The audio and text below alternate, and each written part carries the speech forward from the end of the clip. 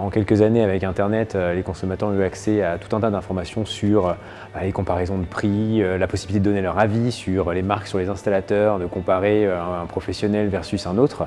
Et il s'avère que ça a complètement changé le marché et ça nécessite d'être de plus en plus à l'écoute de manière fine des besoins des clients finaux, même si on ne leur vend pas directement.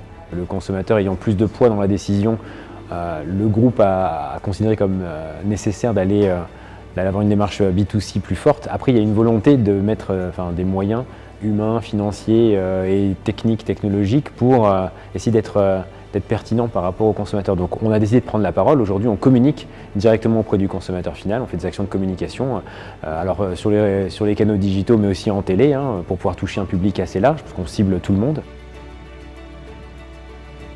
Le travail avec Eloquent, on l'a initié fin 2017, début 2018. On a investi dans un outil d'analyse sémantique, donc en partenariat avec Eloquent, parce qu'on a des centres d'appel en avant-vente et en après-vente, où on fait de l'écoute client. On a une masse d'informations qu'on avait envie d'exploiter, et donc on avait besoin d'un partenaire pour nous accompagner par rapport à ça. C'est vrai qu'on faisait des écoutes de manière qualitative, on faisait du picking, mais on avait envie d'avoir une solution qui nous permettait d'analyser de manière exhaustive les conversations qu'on avait, parce qu'on a envie de pouvoir les exploiter de manière fiable et objective.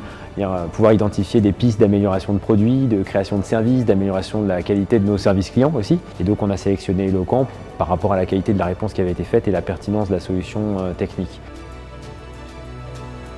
On a toute la partie transcription de l'audio en texte, parce qu'on est essentiellement sur des conversations téléphoniques, donc il y avait un enjeu technique par rapport à ça aussi.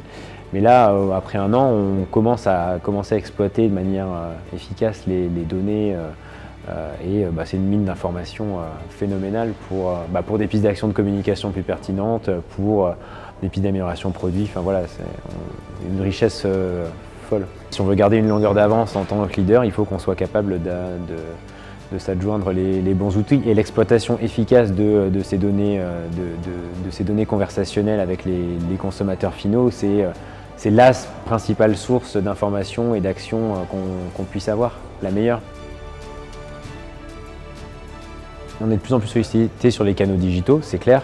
Maintenant, nous, on a la conviction que ça doit rester que des outils, ça ne doit pas être l'alpha et l'oméga, toutes ces nouvelles technologies des projets qu'on met en place dans la relation client. Il faut qu'on soit capable de creuser ces canaux parce que si ça permet d'être un canal plus pertinent pour certaines cibles, tant mieux. On est là pour, derrière, exploiter intelligemment ces données et les traduire en actions concrètes de la part de l'organisation. Le mélange entre l'humain et l'intelligence artificielle, ça c'est très bien.